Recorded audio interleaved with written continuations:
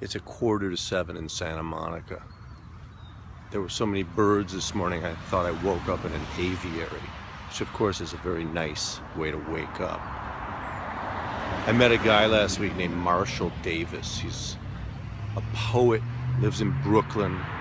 He's got a rich baritone voice, and we got talking on the phone. I thought maybe, it'd be a 10-minute conversation. It stretched into about an hour and a half, so it was a good one. And he told me this little tale about this woman he'd recently met who had been an actress. She'd come from a small town in Australia, and then she transitioned to become a writer and fairly successful novelist, very good one.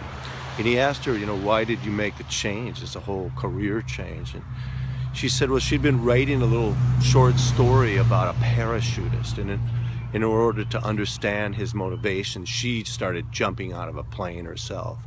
And she said for her, it was such a singular experience, one for which nothing in her life could have prepared her for, that it kind of rattled a few things around in her brain. And you know how that is when you do something utterly new. It's like sometimes your belief system shifts a little bit. And she started thinking about her own motivations. Why was it that she'd chosen to be an actor?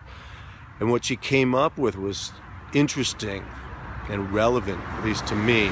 She said, the reason that I became an actor was to show the people in my small town in Australia, that I could really do this, to prove them wrong. And while there's a certain energy there to proving somebody wrong, she realized it wasn't a great or positive, sustainable motivation.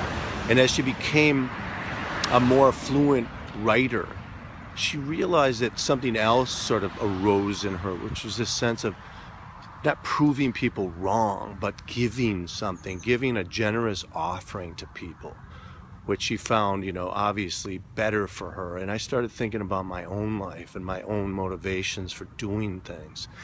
Which of them come from a sustainable, sort of positive place, and which of them is basically like dragging a bunch of rocks around.